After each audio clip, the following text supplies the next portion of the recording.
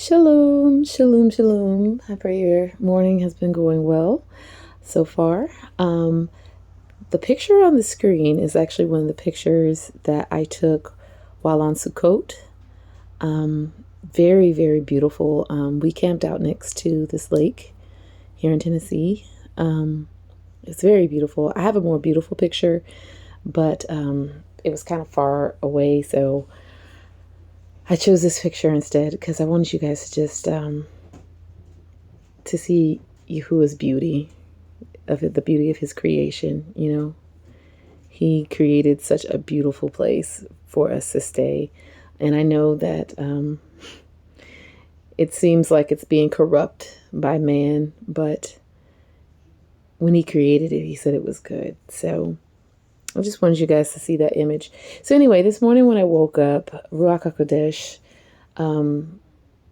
was talking to me about something that's kind of been on my heart for a while now. And he finally said, yeah, it's time. So the title of this video is called Come, because when I would read the book of Revelation very recently, what he had me to do was, first he had me read the book of, like every night before I went to bed, I would read a chapter out of the book of Revelation until I got to chapter 22. And then he had me start all over again and had me read it through again until I got chapter 22. Then he had me start all over again. And then what he did at that point was he said, read each chapter until I tell you to move to the next chapter. So chapter 1, I might have read it for like 10 days. And then like chapter 2, maybe it was 7 days, like however long he told me before I got to the end. But every time I would get to Revelation 22, there was a part that talked about come. And I'll get to that verse in a second, but it talked about come. And it made me think of how I wound up on this ancient narrow path in the first place. And I've given this testimony before. I even think I have a video on my YouTube channel. I know I have a lot of videos, but I will say this much. I didn't even realize, like I've been getting a lot of revelation just from the older videos that Yahuwah had me to post. So because at one point I was like, I'm going to go through here. I'm going to take these down. And then when I watched them, I was like, I can't take that down. You know what I'm saying? So I think it was one that was called Come Walk With Me. I think that was the name of the video. And I will do my best to try to find it and put it in the description to this video so you guys can go watch it. But anyway, so I remember like in 2019, sorry, there's always some type of loudness in the background whenever I start recording. So in 2019, I remember, and mind you, I was in a backslidden state around that time, but I was desperately clawing my way out of it. I had gone to church with my best friend. At that time, I didn't really believe in the church. It was just something off about it. And I didn't even believe in Sunday worship, but, I had gone with her, huge supporter of my best friend. I love her. And the people, they were friendly. So I would just go. And I remember there was one service that, her mother-in-law was up at the front, during benediction, after the evangelist had said whatever it was that he had to say for that message that day, we all stood up. And while he was still talking, because we were about to, he was inviting people up there. The evangelist was inviting people up there to, receive prayer and whatnot. And I heard Ruach HaQodesh say, come, walk with me. Well, he didn't say it in that order. He said, will you walk with me? I said, yes. He said, come. And when I walked up to the front, the evangelist, he said a generic prayer all over me and like the other two people that are up there. And I went to turn and walk away. And my best friend's mother-in-law kind of gently grabbed my arm and she whispered in my ear, she said, you need to ask for prayer for what you were told to do. And I was like, in my mind, I'm thinking was she back there? I know she didn't hear the conversation that we had. So I whispered in her ear and I told her the brief conversation that me and Ruach HaQodesh just had. I told her, I said, he asked me would I walk with him. I said, yes. He said, come. And that's why I'm up here. So while everybody was singing and praying and whatnot, she went and got some oil and she anointed me from head to toe, just praying over me. Okay. And then the next day I woke up and it's the veil that had been on my eyes that I didn't even know had been on my eyes was completely like removed. When I would read script, I could see like I understood the written word of Yahuwah now. My prayers changed. Like that's what got me on this ancient narrow path. Like he used her to start me because he asked me if I would walk with him. I said yes, and he said come. You know what I'm saying? And I even had someone try to tell me, oh, that was witchcraft. You know, someone that's on this ancient narrow path. She was like, oh, that's witchcraft and all this other stuff. And I'm like, bruh, me and you on the same path. So if it's witchcraft, that means that you on witchcraft too, because we on the same path. What are you talking about? So Yahuwah is able to use anyone for his will to be done. I mean, just look at Yehuda Iscariot. You know, he was called by Yahusha and he still was used to be the one that turned him into the Sanhedrin. But Yahuwah does define his character and nature in the script, so we can recognize him from the enemy, though. So he does give us like, he's not a man that he should lie. Yeah, it's true. It says that he sent lying spirits, but he only did that to the reprobate, the ones that wanted to hear the lie. You know, even the strong delusion that it says that he'll send in Second Thessalonians, it says that it's to those who love and believe the lie. Like, if you want, basically, he'll give you over to a reprobate mind. So we know that's one of his characteristics as well. So he's not out here just wilding out. Like, he is capable of doing any and everything. However, he doesn't do any and everything. You know what I'm saying? Like, he doesn't. And he does that on purpose to give us a clear definition of who he is versus the enemy, because we know the Hasatan masquerades like an angel of light. So if Hasatan is out here trying to look like Yahuwah, and we don't have a clear definition of who Yahuwah is, how will we know the enemy from Yahuwah? You know what I'm saying? So here's some script that shows Yahusha calling his Talmudim. And the thing about it is, two of them or three of them, I want to say it's two of them don't actually say come, but we know that's what he's saying. And then one of them actually says come. So let me take you to there real quick. There's all kinds of things going on outside of my room. So I'm going to take you to the one that says come first, which is in Marcus 1, starting verse 16.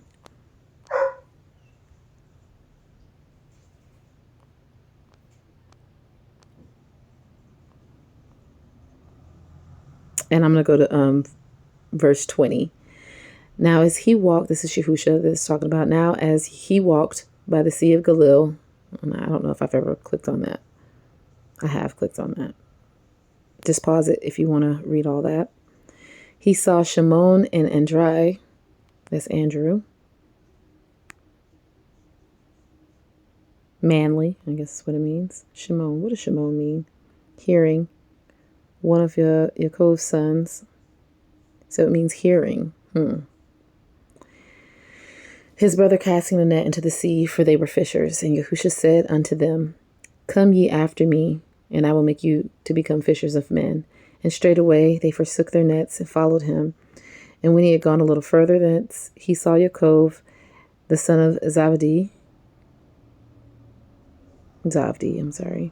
giving, and Yachanan his brother, who were also in the ship, mending their nets. And straightway he called them, and they left their father Zavdi in the ship with the hired servants and went after him. I'm also going to go to Marcus 2, since I'm already in the book of Mark, starting at verse 13. And he went forth again by the seaside, and the multitude resorted unto him, and he taught them. And as he passed by, he saw Levi, the son of Caliph, attached, or Levi, attached. I think it's, okay, Levi. And Caliph, change. Sitting at the receipt of custom, and said unto him, follow me. And he arose and followed him. So it doesn't say come, but it does say follow me. So you can essentially say he said come. And it came to pass that as Yahusha sat to eat in his house, many publicans and sinners sat also together with Yahusha and his Talmudim, for there were many that they followed him. And when the scribes and Parashim saw him eat with publicans and sinners, they said unto his Talmudim, How is it that he eats and drinks with publicans and sinners? When Yahusha heard it, he said unto them, They that are whole have no need of the physician, but they that are sick. I came not to call the righteous, but sinners to repentance. I came not to call the righteous, but sinners to repentance. Okay? He's calling. He's telling you that he's calling. This is why he came, to call. Another one is in Matthew, chapter 4, starting in verse 18, going to verse 22. And Yahusha, walking by the Sea of Galilee, so this is the same one, saw two brethren, Shimon called Kepha, and Andri his brother, casting a net into the sea, for they were fishers. And he went unto them, Follow me. And he said unto them, wow, follow me, and I will make you fishers of men. And they straightway left aloft their nets and followed him. And going on from thence, he saw other two brethren, Yaakov the son of Zebedee, and Yochanan his brother, in a ship with Zebedee, their father, mending their nets. And he called them. And they immediately left the ship and their father and followed him. Now, there's another thing that I want you to see. Toda Ruach HaQodesh for this. Notice their response when they were called. It says immediately they left their ship and followed their father. And when he came to Kepha and his brother, Andri, it says, and they straightway left aloft their nets and followed him. Like there was no hesitation, there was no delay. They came and they followed him. I don't think I did. Did I do Lucas? I don't think I did. So we're going to start in Lucas 5, 1 through 11. And it came to pass that as the people pressed upon him to hear the word of Elohim, he stood by the lake of Kinneroth.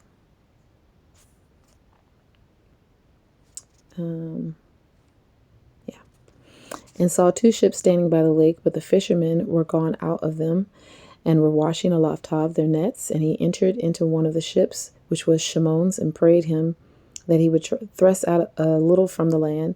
And he sat down and taught the people out of the ship. Now when he had left speaking, he said unto Shimon, Launch out into the deep, and let down your nets for a draught. And Shimon answering said unto him, Rabbi. I didn't know that's how you pronounce it. Master, an official title of honor. We have toiled all the night, and have taken nothing. Nevertheless, at your word, I will let down the net. And when they had this done, they enclosed a great multitude of fish and broke their net. And they beckoned unto their partners, which were in the other ship, that they should come and help them. And they came and filled both the ships, so that they began to sink. When Shimon Kepha saw it, he fell down at Yahusha's knees, saying, Depart from me, for I am a sinful man, O Adonai. For he was astonished, and all that were with him, at the draught of the fish which they had taken. Excuse me for just a moment. And so was Yaakov and Yochanan, the sons of Zebedee, which were partners with Shimon and Yahusha, said unto Shimon, Fear not, from hence you shall catch men. And when they had brought their ships to land, they forsook all and followed him. And when they had brought their ships to land, they forsook all and followed him. And when they had brought their ships to land, they forsook all and followed him. This is how we are supposed to respond to the calling on our lives. Okay?